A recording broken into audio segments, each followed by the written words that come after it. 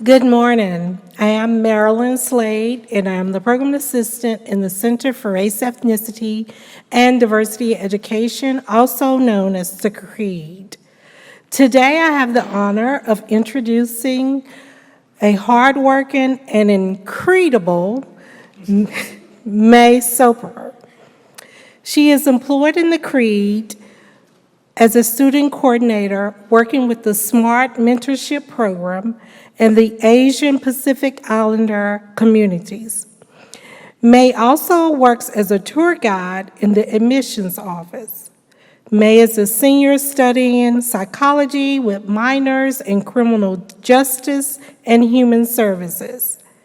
As an Asian American woman and transracial adoptee, she wants to celebrate API Heritage Month by sharing her story. Let's show May some love as she comes to the podium.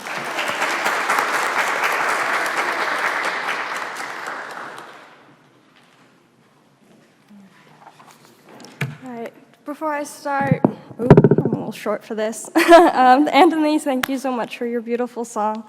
Good morning, everyone. My name is May, and I was born 22 years ago in a country where girls were seen as less valuable.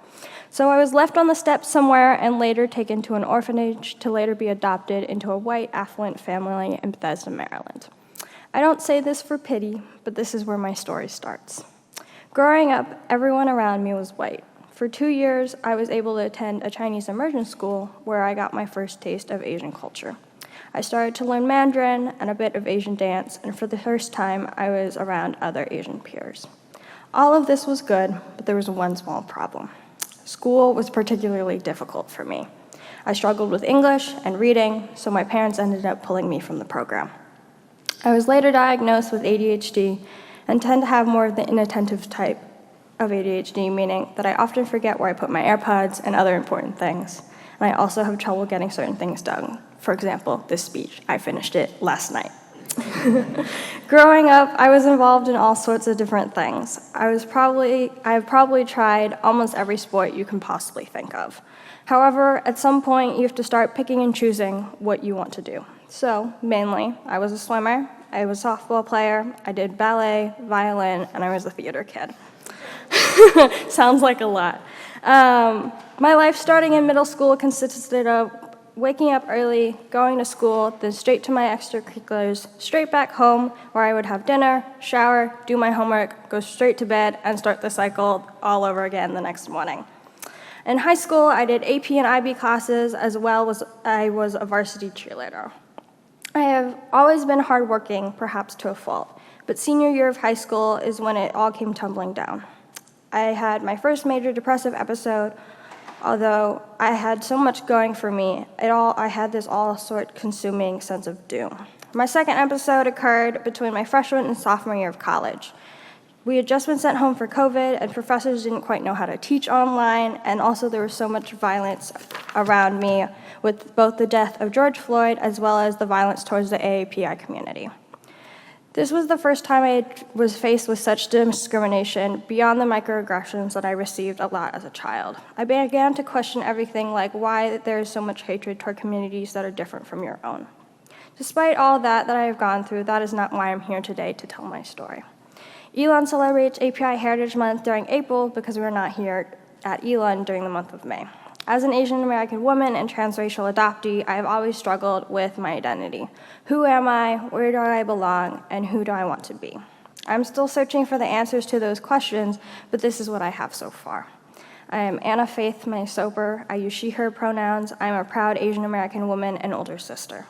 I was named after my great-grandmother, and my middle names come from my mother's connection to religion and my original Chinese name.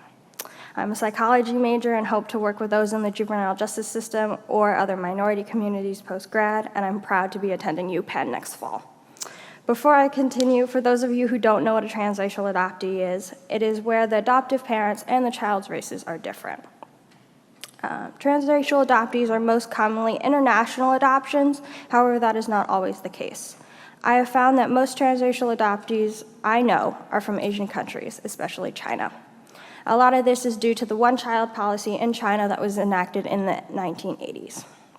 When it comes to being a transracial adoptee, a common symptom for most transracial adoptees is the sense of imposter syndrome.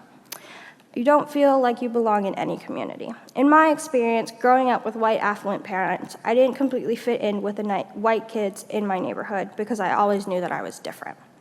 However, I never truly felt like I belonged in the Asian community because I didn't share common experiences such as having Asian parents, speaking Mandarin at home, and many other common traits found in Asian households.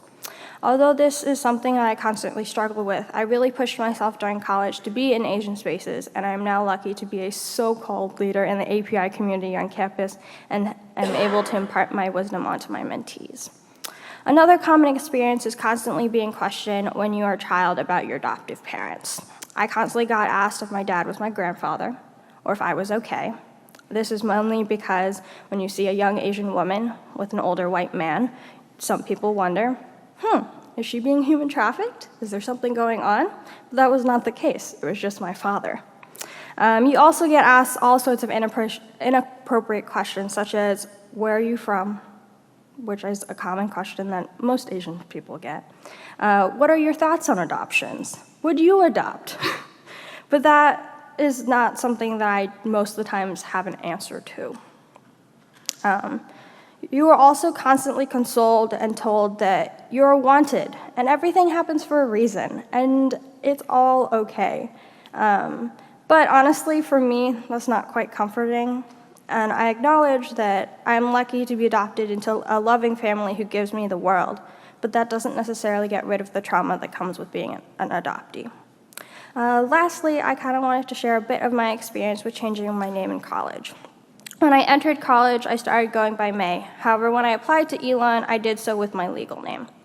At the time, there didn't seem to be an issue with me going by another name, and I was very lucky that people around me were very accepting. However, something that I didn't know was that you could request an official name change from the university. So all my official documents say Mei Soopper on it.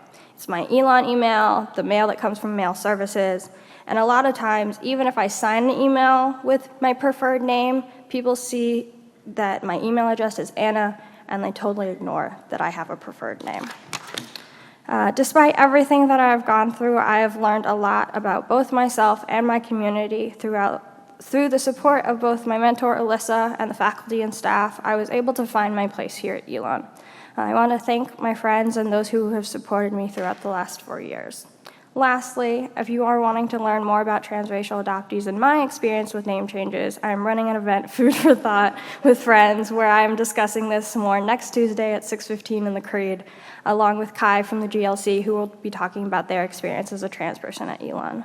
Thank you so much for coming today and for giving me this opportunity to share my story.